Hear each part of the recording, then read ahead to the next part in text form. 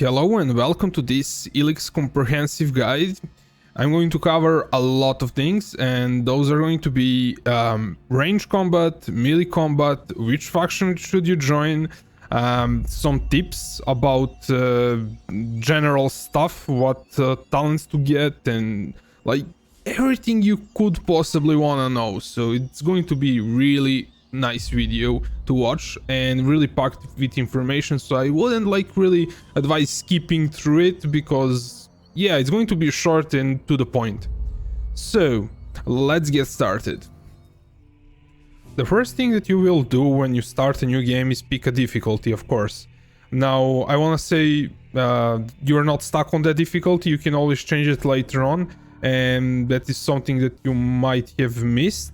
But we are not in a difficulty settings because of that. We are here because close combat focus. Put it on manual. Doesn't matter which difficulty you pick. Is it on ultra? On ultra is manual. In difficult it's also manual. But if you go to normal or easy, it's going to be an auto, and it's not easier if it's an auto. Like there's, even when you turn it off, there's like soft focus on the enemy that you're targeting and trying to hit. But if you put it on auto and you fight few enemies at a time, you're going to get killed. Like, it's really hard to switch between enemies. There's maybe someone that likes that mode, but to me, I really wanted to point out that you should turn it off. That's one thing, regardless of the difficulty. The other thing, also kind of doesn't matter what difficulty you're on, but stamina cost, this was added on the latest patch, I think.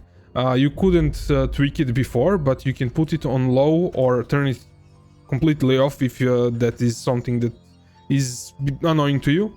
You can also craft permanent elixirs that increase your stamina, and you can buy that recipe at Origin, that is the camping center. If you buy a trader there, you can buy the recipe from him. Okay, there's one mistake that the beginners usually make, and that is not comboing the attacks if you're doing melee combat. So what you should look for is the end of the animation and then click again. So let me do the left click on the mouse, so regular attack. As you can see, like there's a Jax does his thing, but if I click right away, just spam the click, my combo bar is like not going up at all, basically. So what you should do instead is wait for the animation to kind of finish, like right before it finishes.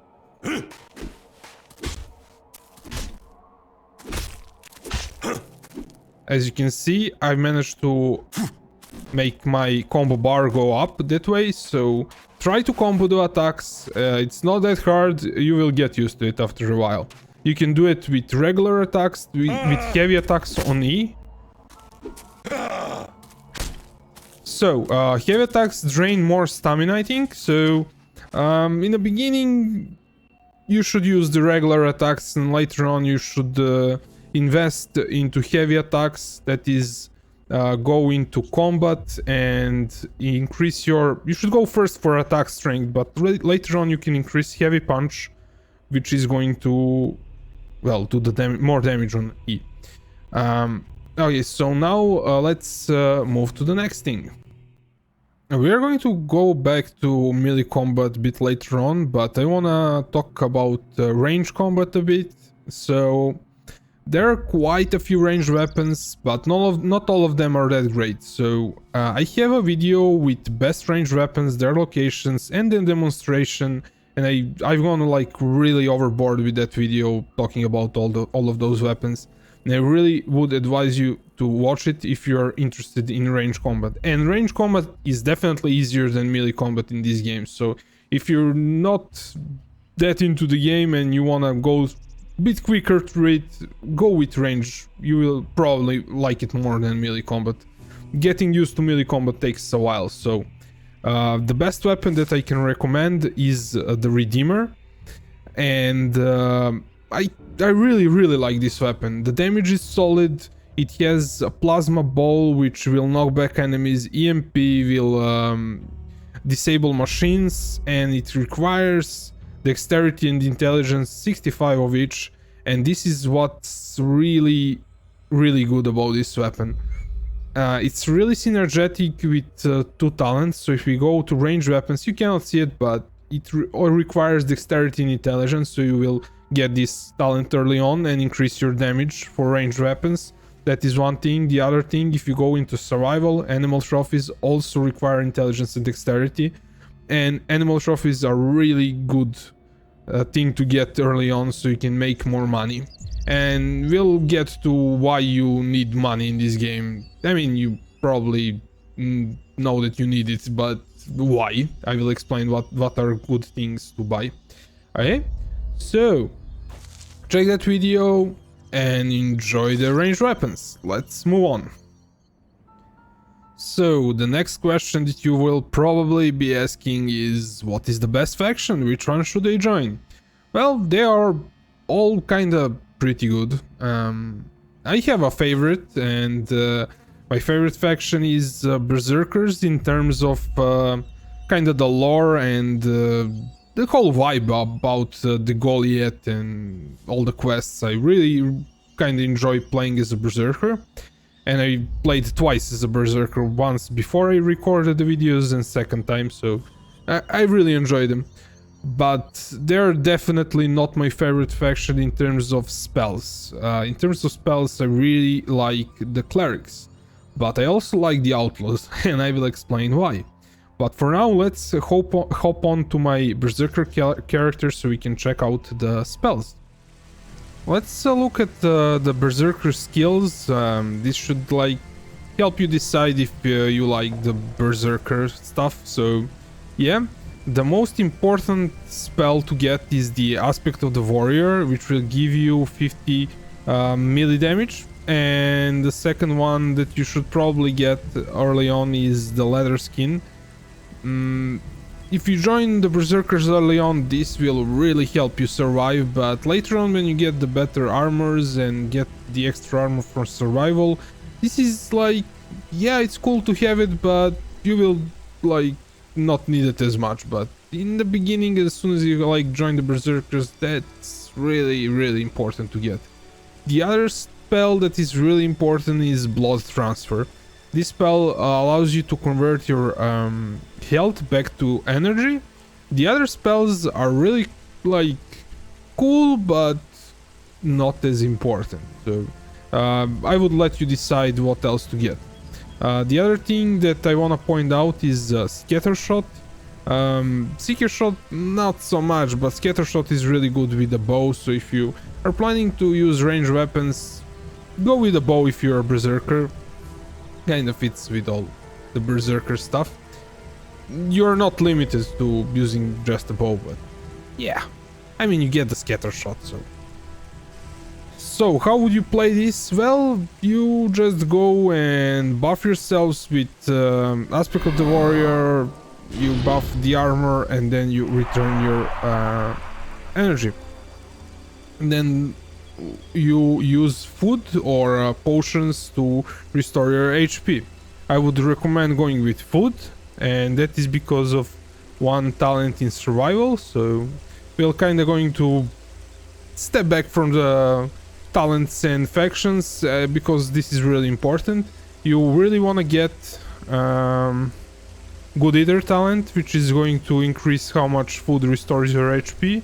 The second thing is you wanna craft bone marrow soup, strong bone marrow soup. That is how it's called, strong bone marrow soup, which is going to restore 340 HP when you have that Good Eater talent. And it's going to give you 10 armor, so this is like, yeah, really good. It's much better than potions. And I kind of reference this. You can find the guide for like insane health regeneration. I think that's how the video is called, where you can find the recipe, how you can craft it, and everything else. So check that video out. And now let's move on to the Clerics, I guess. If the Berserkers are melee factions, Clerics kinda are a ranged faction, but they do not have to be. So, they have one with a weapon ability which will give you plus 50 on ranged weapons, and this ability is like really good. And there's like no ability that is going to restore your energy, but there is an amulet. So like you do it with the Berserkers, it's really similar with the Clerics. You can keep this buff like always on basically, without need for energy drinks. But if you want to buff something extra, you will probably need energy drinks. And how you keep it up is with the Cleric's amulet that is going to give you +1 energy regeneration. And you can check my item location videos. I think I also have this item in guides playlist because it's kind of important. But like a quick note where it's in this building. But let's get to the Cleric's abilities. I really wanted to point out that there is that amulet. It's really good. The next thing that you should really look into is either power shield. Really depends, like if you plan to start fighting right away, I would really get this because it's kind of really important. That extra armor is going to keep you alive. But the next thing that is also going to keep you alive is the last stand ability. It's going to basically, during combat, if you buff this on and your HP gets to 0, you will get your full HP back on if you have this ability on, basically, if you're buffed with that.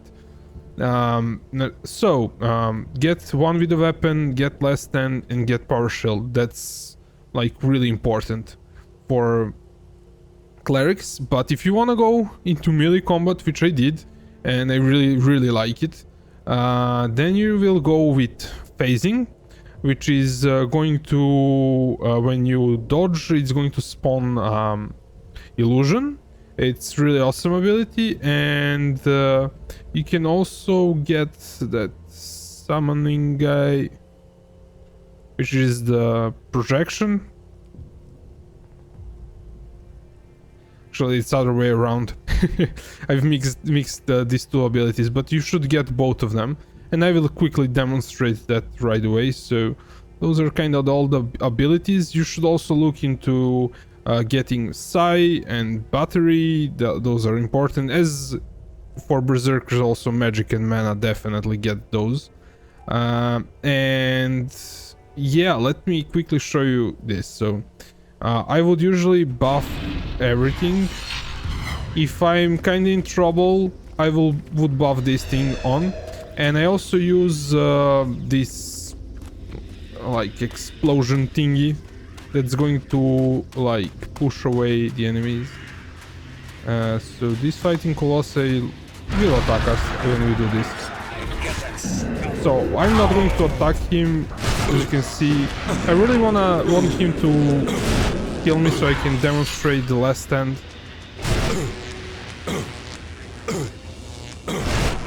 As you can see, there we go. And if I buff myself with a ranged weapon and we go like with this, for instance, which is going to slip him, it's probably the easiest way to kill the mech there. But you can of course go with with melee weapon either way around. But I want to quickly show you those abilities. So let's move to Outlaws. If Clerics are ranged faction, Berserkers melee faction, what are Outlaws? Well, they can do both, because they have a chem that does double damage, which is like insanely powerful. So this is the Mind Changer, and you have to be Outlaw to actually learn this. So yeah, and once you have it, is going to do double damage when you buff yourselves with it. So that is the kind of the thing. And the chem uses your well, energy or mana, however you want to call it now, but now it's steam capacity, and that determines how many chems you can take at a time. So if I take one more, I couldn't take one more after that. So you can take maybe 2 or 3 different chems, and once they run out, you get your energy back, basically. That's how they work.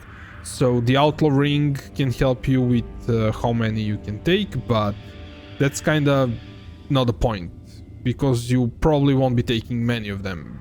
They are really expensive to craft, so While they are really good for end game, for mid game you would probably wanna lean a bit towards some Elex drinks or buying an armor, so you probably like would want to use them only when you're fighting enough enemies to be worth it. So do not use them on one enemy, that's all I'm saying. The other thing that like I really like the Outlaws also. I kind of like the melee combat. I didn't used to like it, but I also really like the melee combat, and with Outlaws I would recommend putting so there's this my gore slaughter blade, so put bleed on it, and if you're this is something that I've missed, but for Berserkers try to go with fire or poison, and for Clerics go with energy, because those are the best. I've missed it, so sorry about that. Wanted to point that out. But one thing that's kind of really fun with Outlaws is that all of this stuff kind of requires a lot of constitution. Like, to learn any of this stuff you will need lots of constitution, so you're going to be really like really tough to begin with, so doing the melee combat is pretty okay. The other thing that I really wanted to point out, and we got to it now, is the Amulet of the Defense. This will give you the last stand ability regardless if you are a cleric or not. So you've seen what that does. It's the same thing if I use the amulet. If I, let's say, drop from here, I lose the amulet, I go in and I re-equip it, bam, I have it again. So it's really awesome. There's a guide on how to craft this thing, where to find the recipe, materials and everything, so check that out. What about the range combat with Outlaws? If you want to stay in character and use the Outlaw weapons, I would go with the Widowmaker. This thing is like, I don't have like what to say about it, but besides being like insane. As you can see, it fires 3-shot burst, so if I go... I should have used the cam, so yeah.